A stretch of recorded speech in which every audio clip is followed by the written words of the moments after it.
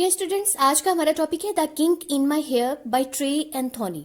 तो इस प्ले के जितने भी इंपॉर्टेंट पॉइंट्स हैं वो आज इस वीडियो में हम डिस्कस करने वाले हैं। मैंने बहुत टाइम लगाकर बहुत एफर्ट से ये वीडियो बनाई है, तो इस वीडियो का कोई भी पार्ट आपने मिस नहीं करना। तो चलिए स्टार्ट करते हैं। Title the king in my hair. King किसे कहते हैं? किंग का मतलब है कर्ल, यानी बालों में जो कर्ल बन जाते हैं, या फिर किसी भी चीज में जैसे थ्रेड में, रोप में जो बल पड़ जाते हैं, गांठें पड़ जाती हैं, उसको किंक बोलते हैं। तो यहाँ पे किंग इन माई हेयर ये बड़ा सिंबॉलिक टाइटल है। इस प्ले में प्रोटैगोनिस्ट अपने कस्टमर्स के बालों में जितनी भी गांठें पड़ी होती हैं, जितने भी कर्ल्स होते हैं, उन्हें ठीक करती है। उसके साथ साथ उनकी लाइफ में जो कर्ल्स हैं, उनकी लाइफ में जो किंक्स हैं, उन्हें भी सॉल्व करती है। उन्हें साथ साथ अच्छे मशवरे देती है, सजेशंस देती है। प्ले राइट है ट्रे एंथोनी। ये इंग्लैंड में 1983 में पैदा हुई और ये स्टैंड अप कॉमेडियन है, ओपनली लेस्बियन है ये। जब इनकी एज 12 इयर्स हुई तो ये अपनी मदर के साथ कनाडा शिफ्ट हो गई थी। उसके बाद ये वहीं पे ही रही और इस प्ले को भी कनाडा में ही पब्लिश किया गया, वहीं पे ही स्क्रीन पे दिखाया गया। Genre television sitcom play. अब ये सिटकॉम क्या है? सिटकॉम एब्रीवेशन है सिचुएशनल कॉमेडी की। Premiered in, the story was adapted into a television show and aired on Global during prime time from 2007 to 2009. इस प्ले को टेलीविजन पे सीरीज की फॉर्म में दिखाया गया और ये ग्लोबल पे आता था। 2 इयर्स तक इसकी सीरीज चलती रही। 2007 में स्टार्ट हुआ, 2009 में एंड हुआ। Setting: The series was centered on a hair salon in the heart of Toronto's Caribbean Canadian community, Eglinton West. इस प्ले की सेटिंग टोरंटो में एक हेयर सैलून है। हेयर सैलून की ऑनर वहां पे आने वाली कस्टमर्स को डील करती है, उनके साथ गपशप करती है, उनकी लाइफ में जितनी भी प्रॉब्लम्स चल रही हैं वो सुनती है और साथ उनको कोई ना कोई सोल्यूशन भी बताती है। Important fact: It was the first comedy series on a national private mainstream broadcaster that was created by and starring black women in Canada. इस प्ले के बारे में एक इम्पॉर्टेंट फैक्ट ये है कि ये पहली कॉमेडी सीरीज थी जो नेशनल प्राइवेट मेन स्ट्रीम पे दिखाई गई और जिसको क्रिएट भी एक विमेन ने किया, ब्लैक विमेन ने, और इसमें जो एक्टर्स थी वो भी ब्लैक विमेन थी। Award: The show won a Gemini Award for Best Hair and a Canadian Association of Broadcasters Prize for Best Fiction Series in 2008. इस प्ले को 2 अवार्ड्स मिले। एक तो जेमिनी अवार्ड है फॉर बेस्ट हेयर और second है Canadian association of broadcasters prize. ठीक है, ये 2008 में मिला। इस प्ले की वजह से तो ट्रे एंथोनी को ये 2 अवार्ड्स ही मिले थे, लेकिन वैसे अगर हम बात करें कि ट्रे एंथोनी को कोई और अवार्ड भी मिला था तो इसको 4 टाइम्स NAACP अवार्ड भी मिला 2007 में। अब हम इस प्ले के कैरेक्टर्स को डिटेल में डिस्कस करते हैं। पहला कैरेक्टर है Novelette Letty Campbell. Novelette is the Jamaican Canadian owner of the salon and belongs to the family of hairdressers. Novelette इस प्ले की प्रोटैगोनिस्ट है और ये जमैकन कैनेडियन है, सैलून की ऑनर है और ये इसकी जो फैमिली है वो हेयर ड्रेसर्स की फैमिली है, यानी इसकी फैमिली में सारे लोग हेयर ड्रेसर्स का काम करते रहे हैं। Originally from Spanish Town Jamaica, she is the mother of Trey and the sister of Joy and has a brother Winston who lives in Kingston. Basically ये स्पेनिश टाउन जमैका से belong करती है। इसका एक ही बेटा है जिसका नाम है ड्रे, इसकी बहन का नाम है जॉय और भाई का नाम है Winston. Letty has been living in Canada for 7 years prior to the beginning of the series and opened up Letty's hair salon not long after. Letty Canada में पिछले 7 साल से रह रही है और यहाँ पे इसने अपना एक हेयर सैलून बनाया है जिसका नाम है Letty's Hair Salon. She is very proud of her business and enjoys working as well, trying to make people happy. नोवेलेट लेटी अपने काम के लिए बहुत ज्यादा सिंसियर है, अपने बिजनेस को बहुत दिल लगाकर कर रही है और इसके पास आने वाले सारे कस्टमर्स जो हैं वो भी इससे खुश हैं और इसकी भी यही कोशिश होती है कि ये अपने कस्टमर्स को खुश रखे। Most of home are recent women immigrants from the Caribbean. इस प्ले की सेटिंग में हमने पढ़ा था कि ये सैलून टोरंटो में है। टोरंटो की उस एरिया में है जहां पर ज्यादातर लोग कैरिबियन से आए हुए हैं, यानी कैरिबियन से बिलोंग करते हैं। Joy, Novelette's younger sister and the shop's receptionist. ठीक है, जॉय नॉवलेट लेटी की छोटी बहन है और ये शॉप पे रिसेप्शनिस्ट का काम करती है। फिर है Alison Starr Mac Masterson, a trainee at the salon. ठीक है, ये यहाँ पे ट्रेनी है, मतलब ट्रेनिंग ले रही है। फिर है निगल, ए स्टाइलिस्ट एट द सलोन। निगल यहाँ पर स्टाइलिस्ट है। ड्रे कौन है? नॉवलेट्स टीनेज सन, इसके बारे में हमने पहले भी पढ़ा है, ये नॉवलेट का एक ही बेटा है। फिर है क्लॉडेट, ये नॉवलेट की असिस्टेंट है। तो ये वो लोग हैं जो सलोन पर काम करते हैं। अब यहाँ से वो कैरेक्टर स्टार्ट हो रहे हैं जो सलोन पर एज ए कस्टमर आए हुए हैं। तो पहला कैरेक्टर है Patsy, a devout church going woman of 46 who lost her son Jerome to gun violence. He was shot dead because of the colour of skin. ये 46 ईयर ओल्ड बहुत religious किस्म की लेडी है और ये अपने बेटे के बारे में बहुत ज्यादा पॉजिटिव थी, लेकिन उसकी डेथ हो गई। डेथ नहीं बल्कि इसको हम मर्डर कहेंगे, क्योंकि स्कूल डांस पार्टी पर वो बच्चा गया था, पार्किंग लॉट में किसी ने उसको गन से गोली मार दी। नेक्स्ट कस्टमर है Suzy, a white mother dealing with her family's racism towards her partner and her biracial son. ये सलोन तो ब्लैक वुमेन का है, लेकिन यहाँ पे एक वाइट लेडी भी आई हुई है और उसका नेम है सूजी। इसको इसकी फैमिली ने घर से निकाल दिया था। उसकी रीजन ये थी कि इसका बॉयफ्रेंड ब्लैक था और फिर ये प्रेग्नेंट हो गई थी, तो इसका बेटा जो है वो भी ब्लैक होगा, इस वजह से इसकी फैमिली वालों ने इसे घर से निकाल दिया। नेक्स्ट कैरेक्टर है Sheryl, a high powered career woman struggling to cope with the pressure of a work and home life. ये बहुत बिजी लेडी है और इस पर काम का प्रेशर भी बहुत ज्यादा है और फैमिली की तरफ से भी इस पे बहुत ज्यादा प्रेशर है, ये बहुत ज्यादा स्ट्रेस में है। Sharmaine, a television actress figuring out how to come out to her family and friends. She is a queer because of her sexual orientation. She represents LGBTQ. ये टेलीविजन एक्ट्रेस है और ये बहुत ही अजीब है। अजीब इस वजह से है क्योंकि इसका इंटरेस्ट मेल की बजाय फीमेल में है और लोग इसको पसंद नहीं करते, इवन कि इसके फैमिली वाले, इसके फ्रेंड्स इसको पसंद नहीं करती। और ये कैरेक्टर LGBTQ की रिप्रेजेंटेटिव भी है। फिर है जैस्मिन, ये शर्मेन की गर्लफ्रेंड है। शर्मेन लेस्बियन है तो उसकी ये गर्लफ्रेंड है Jasmine. Nia, a young woman struggling with her mother's death and her own self acceptance. ये यंग लेडी है और इसकी मदर की रिसेंटली डेथ हुई है। इसकी मदर जब जिंदा थी तो उस टाइम पे ये इसे बहुत ज़्यादा टॉर्चर करती थी क्योंकि इसके हेयर अच्छे नहीं थे, वो इसको हर टाइम टॉन्ट करती रहती थी।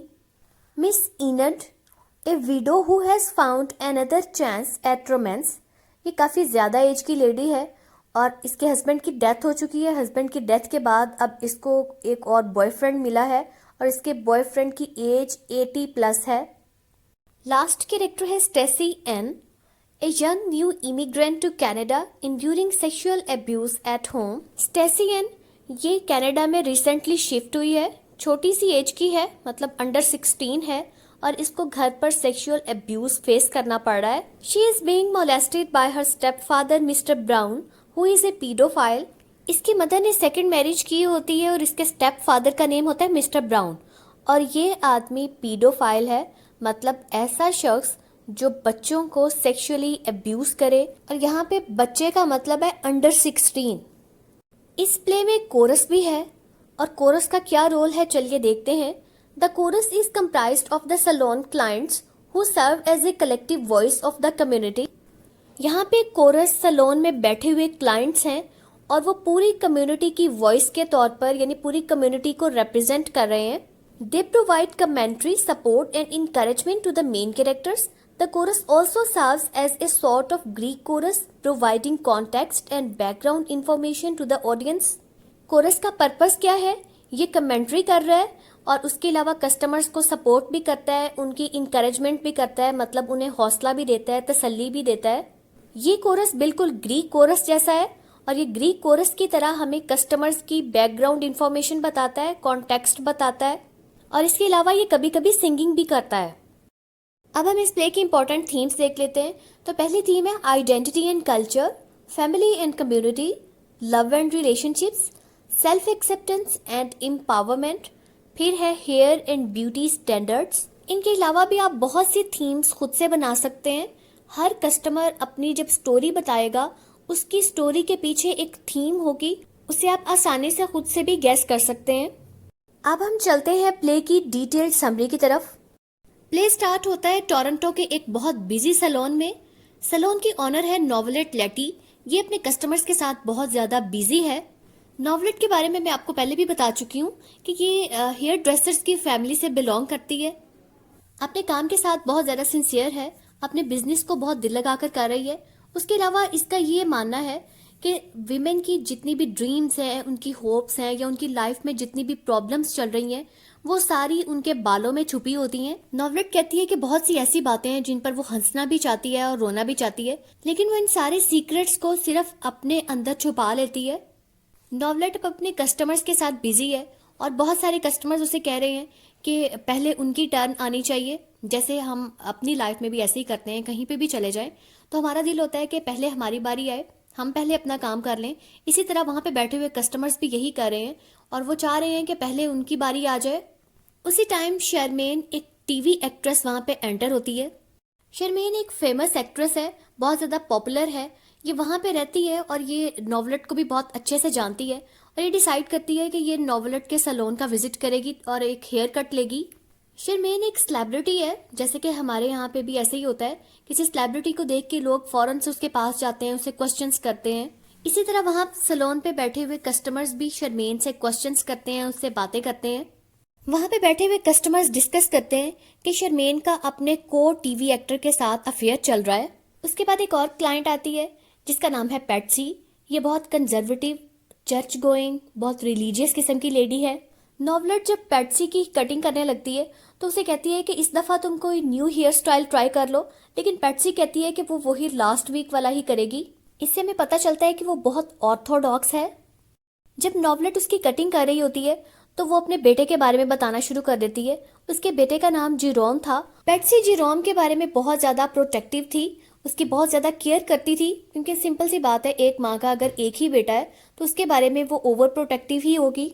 एक रात जीरोम ने अपनी मदर से कहा कि वो स्कूल डांस के लिए जाना चाहता है। पैट्सी ने बड़ी मुश्किल से उसे परमिशन दे दी। जैसे ही जीरोम घर से निकला, पैट्सी को थोड़ा सा अजीब फील होना शुरू हो गया, बिल्कुल ऐसे ही जैसे कोई अनहैप्पी इवेंट होना हो, कोई बुरा काम होना हो तो इंसान के दिल को फौरन से पता चल जाता है। और फिर बाद में पैट्सी को पता चलता है कि किसी ने जीरोम को पार्किंग लॉट में गोली मार दी है। फिर पैट्सी बहुत सैड सी टोन में कहती है कि ब्लैक बॉयज अब डेंजर में है, खतरे में है, क्योंकि ये बहुत कम होते जा रहे हैं। नोवेलेट अब पैट्सी की कटिंग कर रही है और कटिंग करते हुए उसने नोटिस किया है कि पैट्सी के बाल बहुत ज्यादा थिक हो गए हैं। वो पैट्सी से पूछती है तो फिर पैट्सी से बताती है कि हाँ वाकई वो प्रेग्नेंट है। पैट्सी की एज इस टाइम 46 है। वो एक बेटा खो चुकी है और अब अगेन वो एक और बेटे की मां बनने जा रही है। अब एज भी उसकी बहुत ज्यादा है, 46 है, और पैट्सी इसलिए बहुत ज्यादा परेशान है। नोवेलेट पैट्सी की बातें सुनकर उसे तसल्ली देती है और कहती है कि गॉड को पता है कि तुम अभी और ज्यादा प्यार दे सकती हो, यानी बच्चों को और ज्यादा मोहब्बत दे सकती हो, इस वजह से उसने तुम्हें मां बनने का एक और चांस दिया है। ये सैलून तो ब्लैक वीमेन का है, लेकिन यहाँ पे एक वाइट लेडी भी बैठी है। बाकी लेडीज उससे कहती हैं कि तुम यहाँ से चली जाओ, क्योंकि यहाँ पे तो सारी ब्लैक लेडीज हैं, ब्लैक वीमेन है, तुम्हारा यहाँ पे कोई काम नहीं है, तुम किसी ऐसे सैलून में जाओ जो वाइट लेडीज का हो। उस वाइट लेडी का नाम है सूजी। सूजी जब बाहर निकलने लगती है तो नोवेलेट उसे रोक लेती है। उसे कहती है कि उसके सैलून पर ब्लैक और व्हाइट ऐसा कुछ नहीं चलता, सबको वेलकम किया जाता है।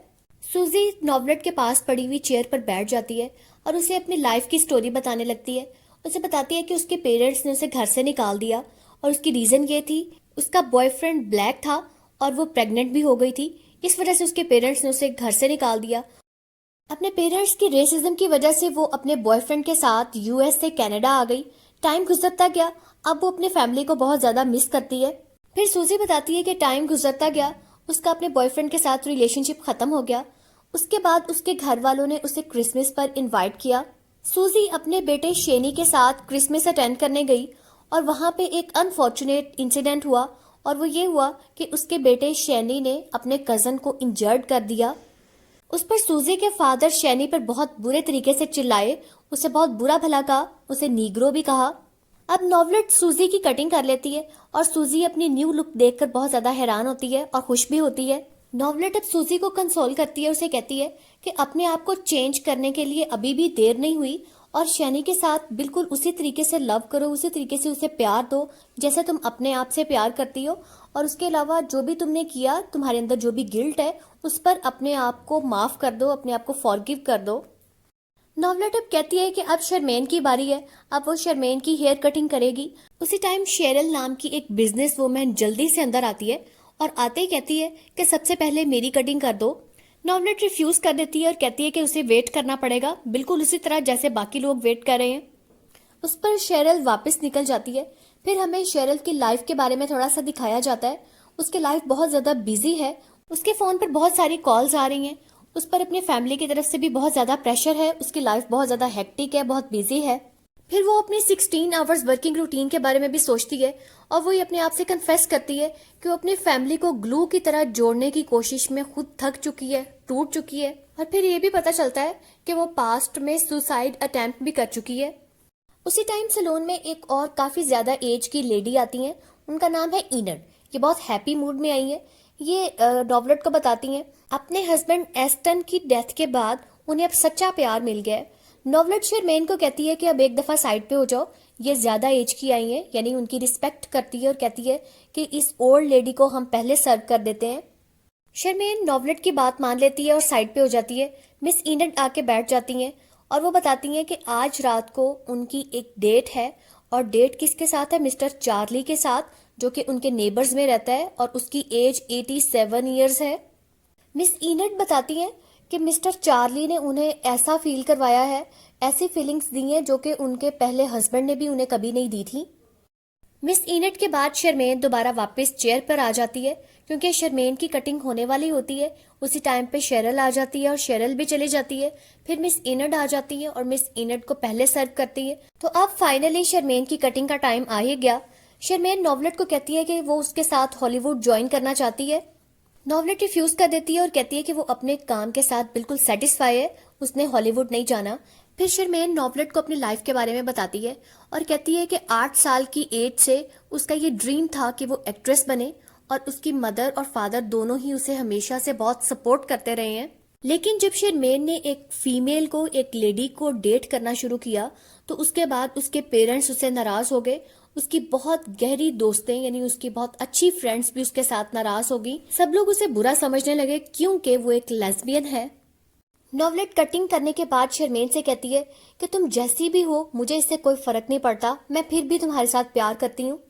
शर्मेन वहां बैठी हुई लेडीज को कहती है कि शर्मेन जिसके साथ डेट करती है वो उसे उनसे मिलवाना चाहती है।